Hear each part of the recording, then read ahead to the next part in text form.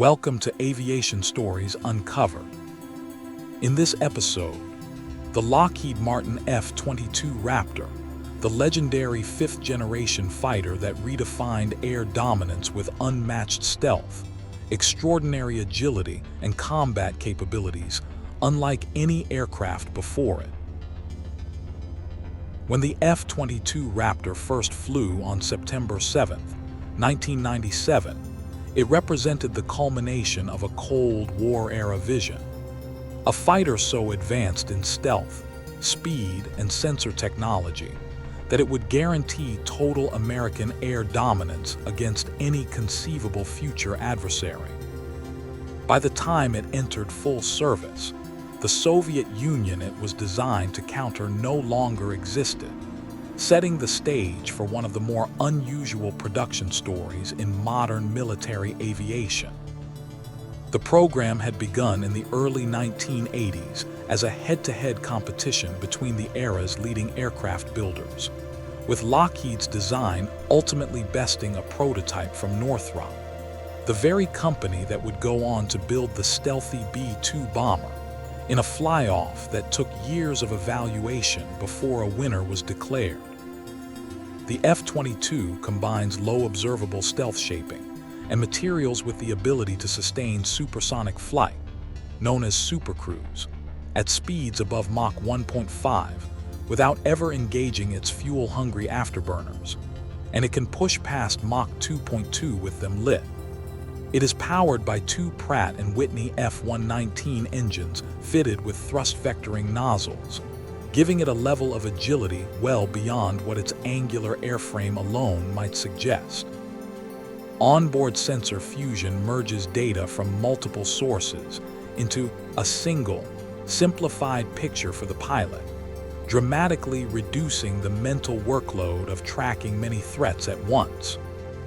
Just 195 airframes were ever completed, only 187 of them combat-coded, at a cost exceeding $150 million per aircraft.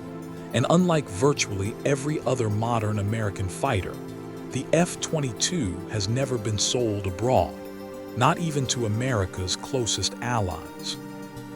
Each jet required an estimated 30 to 60 hours of specialized maintenance for every hour spent in the air, largely because of the delicate upkeep its stealth coatings demand, a ratio far higher than that of older, non-stealth fighters, and one of several factors behind its steep lifetime operating cost. In a nearly unprecedented legislative move, the United States Congress explicitly banned the export of the F-22 to any foreign nation whatsoever, through a provision commonly known as the Obey Amendment, specifically to prevent its cutting-edge stealth technology from ever falling into other hands, allied ones included, whether through combat losses, technology transfer agreements, or espionage.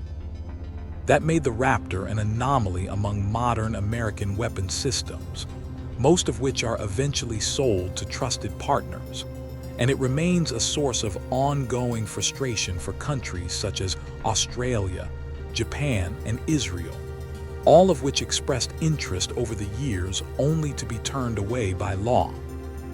Because the F-22 has rarely, if ever, faced a truly comparable adversary aircraft in combat, its real-world air-to-air record remains essentially unproven. Its only confirmed aerial kills came in February 2023, when Raptors shot down a Chinese surveillance balloon off the South Carolina coast and two other unidentified objects over North America, an almost comic footnote for the most feared interceptor ever built.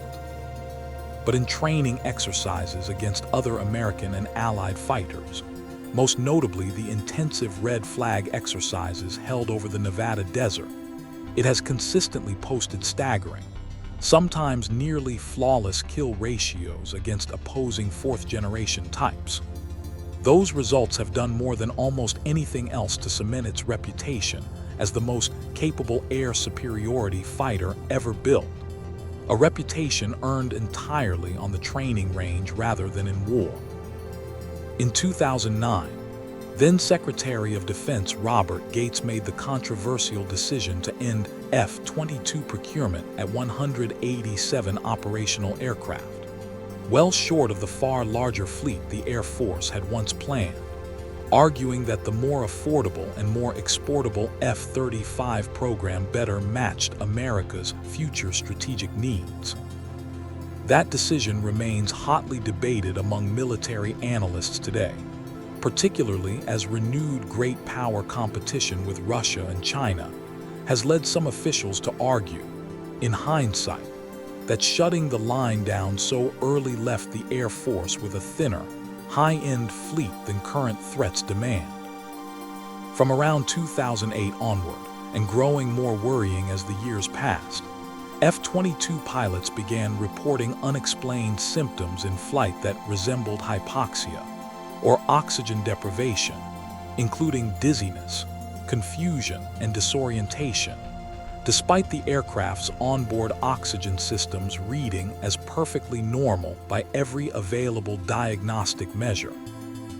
The problem grew alarming enough that the entire F-22 fleet was grounded for nearly 5 months in 2011, while investigators hunted for the cause, eventually tracing at least part of it to a valve on the pilot's pressure vests that was inflating at the wrong moments and restricting normal breathing, an unsettling episode that took years of dedicated engineering work to resolve across the fleet.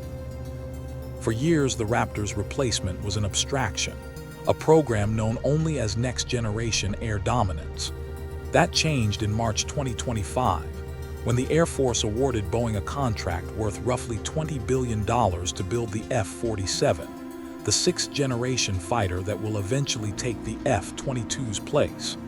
The decision carried an irony the industry noticed immediately. Lockheed Martin, the company that built the Raptor, lost the competition to succeed it. The first F-47 airframe is now taking shape in St. Louis, with a first flight targeted for 2028 and squadron service in the early 2030s, and it is being designed around a different idea of what a fighter pilot even does, acting less as a lone dogfighter than as a mission commander, directing a formation of autonomous drone wingmen. None of which means the Raptor is going anywhere soon. Of the 184 F-22s still on the books, roughly 32 are early Block 20 jets that cannot deploy to a fight and serve only as trainers, and the Air Force has spent years asking Congress for permission to retire them. Congress has refused every time, and in June 2026, the House Armed Services Committee moved to extend that ban through 2032. Rather than scrap them, Lockheed has proposed bringing those trainers up to combat standard with new sensors, tougher stealth coatings, open mission systems, and drone teaming of their own, a package estimated at $3.3 billion spread over some 15 years. The fleet Robert Gates capped in 2009 is now being asked to fly and fight well into its 4th decade. Strip away the specifications, and the F-22 exists for a single reason: to defeat a generation of advanced Soviet fighters that, in the end, never arrived.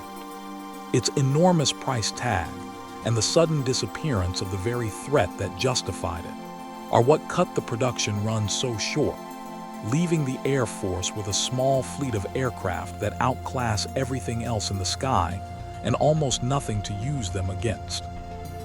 It is a rare case of a weapons system reaching the absolute technological peak of its era at the exact moment the strategic argument for building it evaporated.